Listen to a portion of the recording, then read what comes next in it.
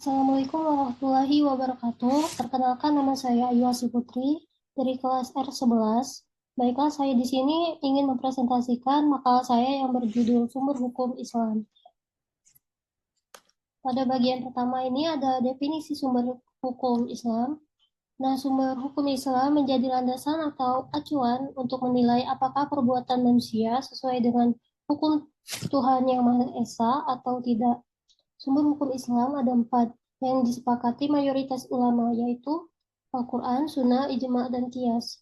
Sebagaimana disebutkan dalam Al-Quran, ketaatan kepada Rasulullah adalah dengan mengikuti sunnah yang diajarkan Rasulullah. Pemimpin ditaati sepanjang perintahnya, tidak bertentangan dengan Al-Quran dan Sunnah. Kemudian, jika masyarakat berbeda pendapat mengenai suatu hal, maka definisi syariah harus kembali pada aturan Al-Quran dan Sunnah. Putusan hukum tersebut dapat berupa musyawarah, yaitu kesepakatan para ulama atau kias, yaitu dengan melakukan pengukuran terhadap peristiwa-peristiwa yang sudah ada putusan hukumnya. Selanjutnya ada jenis-jenis sumber hukum Islam. Yang pertama itu ada Al-Quran. Al-Quran merupakan firman Allah Subhanahu wa Ta'ala yang merupakan sarana untuk menjelaskan suatu baik berupa ilmu, nasihat, atau berbagai keinginan, kemudian memberitahukan kepada orang lain mengenai hal tersebut. Al-Quran merupakan mukjizat yang diturunkan kepada Nabi Muhammad SAW melalui malaikat Jibril untuk dijadikan pedoman hidup manusia dalam mencapai kebahagiaan hidup di dunia dan di akhirat. Yang kedua itu ada as-sunnah.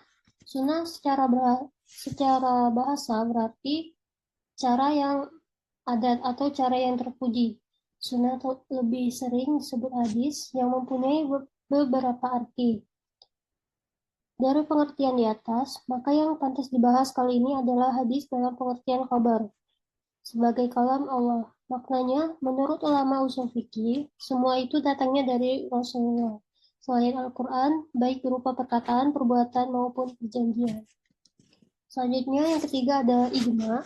Ijma ini adalah kesepakatan seluruh mujtahidin di kalangan umat Islam pada suatu waktu setelah wafatnya Nabi Muhammad SAW mengenai hukum syariat mengenai sesuatu peristiwa atau kasus. Syekhul Islam Ibnu Taimiyah mengatakan, ijma adalah berkumpulnya seluruh ulama mengenai suatu hukum. Jika umat semua mujtahidin mempunyai kebiasaan ijma terhadap suatu hukum, maka tidak boleh ada seorang pun yang meninggalkan ijma tersebut, karena umat tidak setuju dengan kesalahan tersebut. Selanjutnya ada kias. Kias ini menurut bahasa adalah pengukuran sesuatu dengan yang lain atau menyamakan sesuatu dengan sesuatu yang serupa. Imam Syafi'i mengartikan kias sebagai upaya mencari ketentuan hukum berdasarkan dalil terhadap sesuatu yang telah diinformasikan dalam Al-Quran dan hadis. Pengertian kias menurut bahasa adalah mengukur sesuatu dengan yang lain atau menyamakan sesuatu dengan sesuatu yang serupa. Bagian selanjutnya ada urutan pengambilan hukum Islam. Berdasarkan penelitian, menurut Abdul Wahab Khalaf, telah ditetapkan 4 dalil Islam yang menjadi dasar pembuatan hukum yang berkaitan dengan perbuatan manusia, yaitu Al-Quran, As-Sunnah, Ijma', dan Qiyas. Dan sebagian besar ulama sepakat bahwa keempat hal tersebut dapat dijadikan dalil atas dasar hukum syariah merupakan kehendak Allah atas perilaku manusia. Maka dapat dikatakan bahwa pembuat hukum adalah Allah Subhanahu wa Ta'ala. Dengan demikian ditetapkan bahwa Al-Quran merupakan sumber utama hukum Islam, sekaligus dalil-dalil utama fikih. Adapun ijma' sebagai sumber hukum merupakan salah satu dalil syariah yang mempunyai tingkat kekuatan argumentatif satu tingkat di atas teks, yaitu Al-Quran dan hadis. Inilah dalil pertama setelah Al-Quran dan hadis yang dapat dijadikan pedoman dalam mempelajari hukum syariah. Selanjutnya, Bagian selanjutnya ada mukjizat Al-Quran. Pertama itu ada Al-Quran dari prinsip linguistik, secara menunjukkan bahwa Al-Quran diturunkan berdasarkan rangkaian peristiwa dan bukan berdasarkan rangkaian ayat atau surah yang terdapat dalam mushaf baku. Bahkan, ayat-ayat Al-Quran diturunkan secara spontan untuk menjawab permasalahan kompleks yang dihadapi Nabi. Para peneliti telah menemukan mukjizat luar biasa dalam Al-Quran yang mustahil ditandingi manusia. Yang kedua, ada dalam hal pemberitaan. Seluruh ajaran yang terkandung dalam Al-Quran secara keseluruhan merupakan sebuah keajaiban bagi mereka yang menantangnya. Namun, ada bagian tertentu yang memang ngejaz dan mustahil dilakukan oleh siapapun, yaitu kepeduliannya terhadap pemberitaan berita-berita supranatural, baik cerita lama yang luput dari penelitian sejarah maupun peristiwa yang akan terjadi di kemudian hari. Bagian selanjutnya ada fungsi dan peran Al-Quran. Fungsi Al-Quran yang pertama itu ada petunjuk, atau sering disebut Al-Huda. Dalam Al-Quran terdapat 3 kedudukan dalam Al-Quran yang fungsinya sebagai petunjuk. Al-Quran merupakan petunjuk bagi manusia pada umumnya, petunjuk bagi orang-orang yang bertakwa, dan petunjuk bagi orang-orang yang beriman. Beberapa kali dalam Al-Quran tertulis tentang kepada siapa suatu ayat atau perintah ditujukan, apakah kepada orang yang beriman atau kepada orang yang bertakwa. Yang kedua ada pemisah, atau sering disebut Al-Furqan. Nama lain Al-Quran adalah Al-Furqan atau pemisah.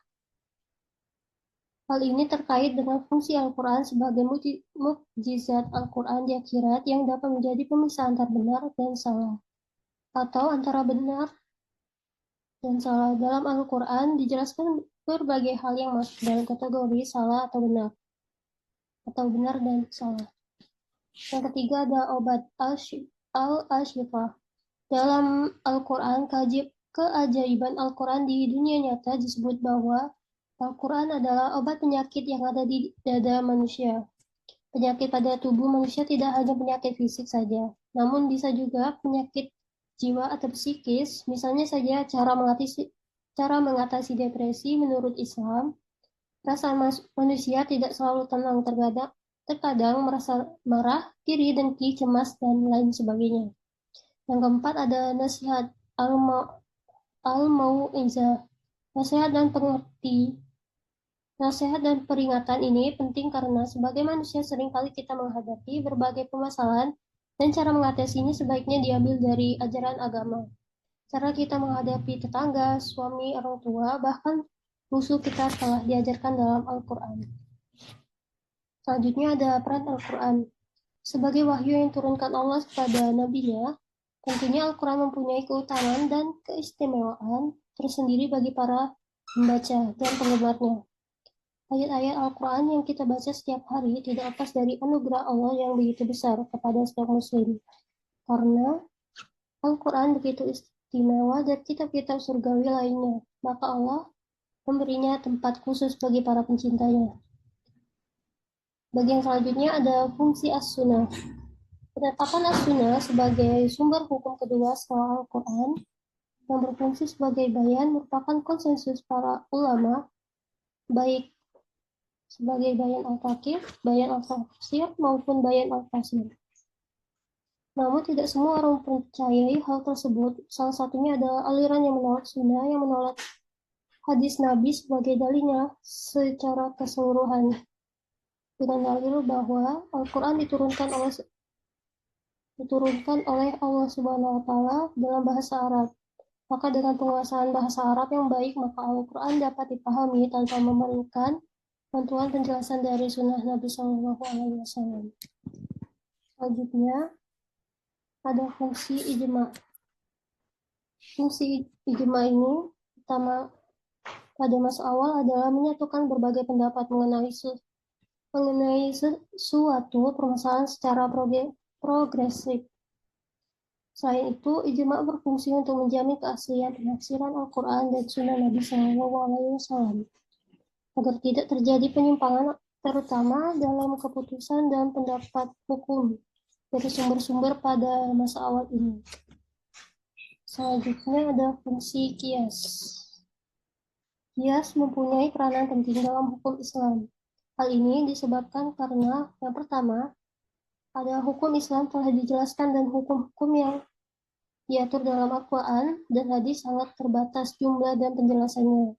Yang kedua, muncul permasalahan-permasalahan baru yang sangat beragam dan kompleks serta selalu memerlukan kepastian karena tidak adanya kepastian hukum dalam Al-Quran dan hadis Nabi. Dengan demikian, melalui metode kias ini, segala permasalahan hukum yang belum mempunyai kepastian dan kepastian hukum dapat diselesaikan dengan baik dan benar. Nah, itulah yang dapat saya sampaikan. Jika ada salah kata, saya mohon maaf. Sekian, terima kasih. Wassalamualaikum warahmatullahi wabarakatuh.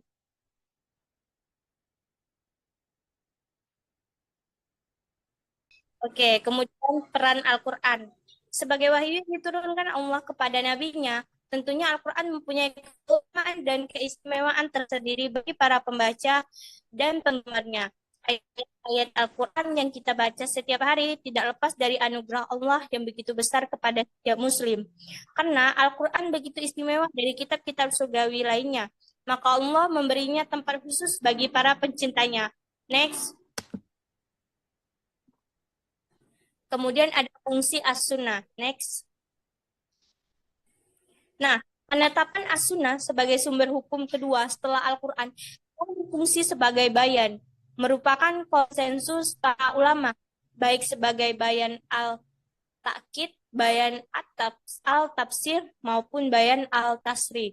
Namun tidak semua orang mempercayai hal tersebut. Salah satunya adalah aliran yang menolak sunnah, yang menolak hadis Nabi sebagai dalilnya secara keseluruhan, dengan dalil bahwa Al-Quran diturunkan oleh Allah Subhanahu wa Ta'ala dalam bahasa Arab. Maka dengan penguasaan bahasa Arab yang baik, maka Al-Quran dapat dipahami tanpa memerlukan bantuan jelas dari sunnah Nabi Shallallahu Alaihi Wasallam. Next. Kemudian ada fungsi ijma. Next. Nah, fungsi utama ijma itu pada masa awal adalah menyatukan berbagai pendapat mengenai suatu permasalahan secara progresif. Selain itu, ijma berfungsi untuk menjamin keadilan penafsiran Al-Quran dan Sunnah Nabi Muhammad SAW agar tidak terjadi penyimpangan terutama dalam keputusan dan pendapat hukum dari sumber-sumber pada masa awal ini. Next. Kemudian ada fungsi kias. Next. Nah, kias ini mempunyai peran penting. Hal ini disebabkan karena pertama, hukum Islam telah dijelaskan dan hukum-hukum yang diatur dalam Al-Quran dan hadis sangat terbatas jumlah dan penjelasannya. Kedua, muncul permasalahan baru yang sangat beragam dan kompleks, serta selalu memerlukan kepastian, karena tidak adanya kepastian hukum dalam Al-Quran dan hadis Nabi. Dengan demikian, melalui metode kias ini, segala permasalahan hukum yang belum mempunyai kepastian dan kepastian hukum dapat diselesaikan dengan baik dan benar. Next.